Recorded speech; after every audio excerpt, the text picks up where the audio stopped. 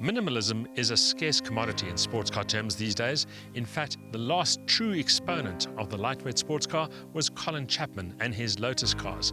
Fast, wieldy, lightweight machines that were a lot of fun to drive. Modern sports cars have traded simplicity for complexity and need a lot of muscle to come up with decent power to weight ratios. But there are some exceptions. Meet the Alfa Romeo 4C, a lightweight, slim, trim and very sexy car. This is an Alfa like no other, a compact, low-slung two-seater with a stance, the attitude and the arresting aesthetics of a supercar. Wide and low, the 4C's prowling predatory attitude expresses an appetite for speed and excitement. Its sole purpose is to be driven with real intent and to reward the pilot with a memorable motoring experience. The front view is dominated by the individual light elements, arranged like a scattering of jewels in carbon fiber casings. At the rear, the diffuser and the large bore exhaust tailpipes are further confirmation of the Alfa's dynamic intentions. Real carbon fiber and aluminium surfaces contribute to the cockpit's naked appeal. The layout is race car simple, with a single display for all key data and a grippy steering wheel with gear shift paddles on either side. There's nothing subtle about the 4C on the move. The 177 kilowatt turbo engine crackles and pops with real intensity, and the gear shifts are quick and percussive. The 0 to 100 sprint time is a rapid 4.5 seconds, and top speed maxes out at 258 kilometers an hour. Would you spend 870,000 Rand on a small two-seater four-cylinder sports car with an Alfa Romeo badge? Well, I know I would. After all, where would you find a sports car for that money that has a carbon fiber tub, is built by craftsmen, and has a power-to-weight ratio approaching 190 kilowatt per ton? The Alfa Romeo 4C is a purist, thoroughbred sports car. It's also one of the most engaging cars I've ever driven, and I certainly want one.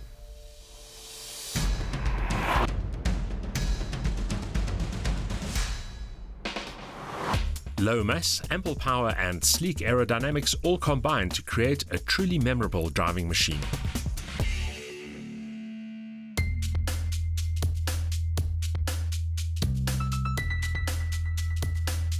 For a long time after it was originally released, the Mercedes-Benz A-Class went pretty much unnoticed, being favoured by old people in the school brigade for their daily transport. But since its reinvention as a premium hatchback, it's got a lot of attention. And now, to go with its AMG version in the four-door coupe, it's going off-road. Well, sort of. We headed to Knysna for the launch of the GLA, another rendition of the A-Class that's touted by its maker as a more rugged version of a model that for me has produced mixed results. The A45 AMG I alluded to isn't the best car in its class by some way, but the four-door CLA is a very nice car. The GLA has great proportions and a particularly nice front end. Its SUV-inspired bits include scuff guards and a slightly raised stance, and in profile, the roofline gives it just a bit of an athletic look. The interior isn't the most inspiring place in the world, with a predominantly black color scheme perforated by bits of satin chrome. But it's easy to use and it is comfortable. The tech is top class, with the center-mounted screen offering access to everything from the radio to the internet. The standard spec isn't too high though.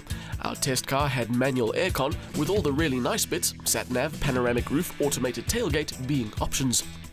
Luggage room is decent, offering the kind of space and flexibility you'd expect from a car with some outdoor lifestyle pretensions. We drove the 200 CDI, a four-cylinder diesel with 100 kilowatts and 300 Newton meters.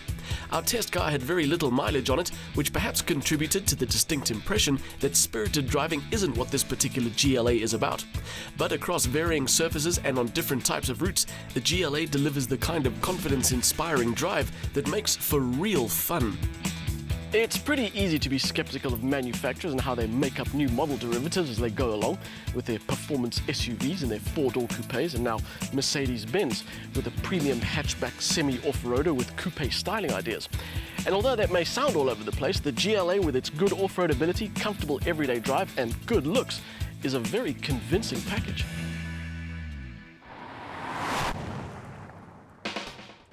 Good looks, a well-set-up interior and a talented chassis make the GLA one of the best choices in its particular corner of the market. It'll even manage a bit of mild off-roading.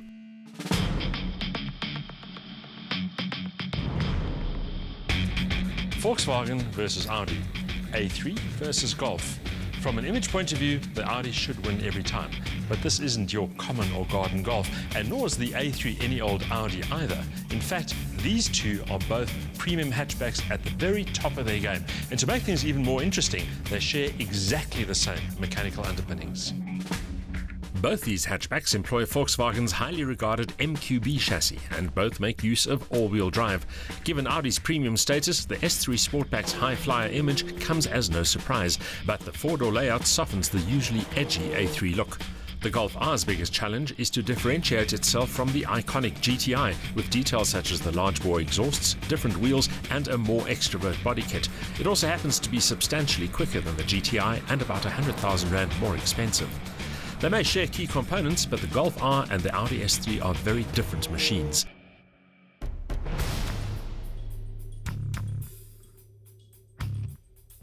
It's tough to choose between these two hatchbacks in styling terms. Both adopt an understated but unmistakably dynamic design approach. The Audi looks smarter and more sophisticated, but there's an underlying menace to its execution. The Golf 7 shape is a clean, uncluttered canvas for the Golf R's big alloys, bold front end, and double exhaust rear diffuser. Indeed, the Golf R is all snarls and aggression. It's certainly the racier looking car. However, there's no doubt in either instance that performance is at the core of these two super hatches. The interiors adopt a similar approach. The Golf is more extrovert and the detailing is sporty, with carbon fiber look bolsters, leather and metal accents, and hand-stitched finishes.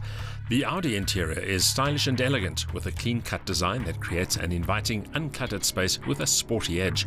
Dynamically, the cars are evenly matched, needing exactly 5 seconds to sprint from 0 to 100 clicks and a 250 km/h top speed. The Golf feels a little edgier, while the Audi is slightly more polished. We said before that they are mechanically identical, but the execution is very different indeed. This is the sleeker, more sophisticated car. It has a high-tech, elegant image, and it is certainly quick, but not ostentatiously so. The Golf, on the other hand, is the youthful, maybe slightly brasher, and certainly louder contender here. So it depends on what you like. The question we have, of course, is which one would you choose? For my money, it's the Audi S3 that gets the nod, but value is the Golf's friend. With eager turbo power, all-wheel drive traction and adaptive drive, the Audi S3 can outgun much more exotic machinery while still delivering space and style. The Golf R exactly matches the power and performance of the Audi, but it's the raw-tier, edgier machine, and for some, that will be the deciding factor. In March 2014, we headed off to Spain for the international launch of the Jaguar F-Type Coupe. The Roadster version had been on the market for some time by then and had generated a lot of well-deserved hype. So we were expecting this trip to be a very special one.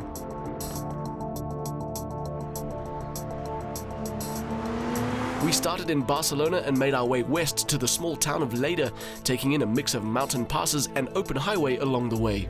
There are a lot of interesting technical details when it comes to the styling of the F-Type Coupe. For example, that entire side panel is one piece of aluminium. The whole car is actually made of aluminium, so there's not a single weld anywhere. Everything is either bonded or riveted. And all those technical details kind of fall into insignificance when you're faced with one of the most beautiful machines in the world. The F-Type Roadster is a pretty car.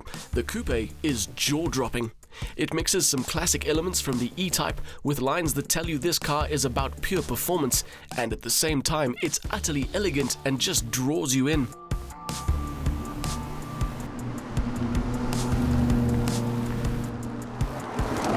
Its interior has a similar combination of ideas. The driving position is low, the instrumentation is sporty, and the whole execution is high-tech. But it's also very comfortable, with a long list of standard spec that'll ensure any drive in the F-Type Coupe is a comfortable one, whether it's a drive to the office or a sprint through the mountains.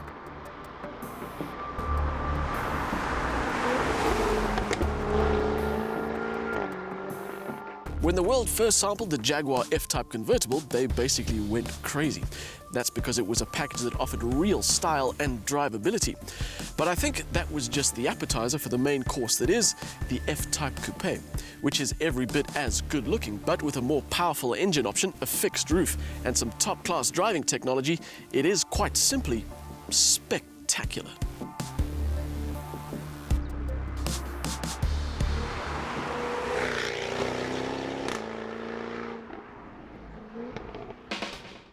The F-Type Coupe has all the makings of a modern classic, supreme looks and great all-round ability. The R-version's supercharged V8 is immense. Time to take a break, but we'll be back with part 2 of our RPM TV highlights package, which features our favorites from the 2014 motoring year.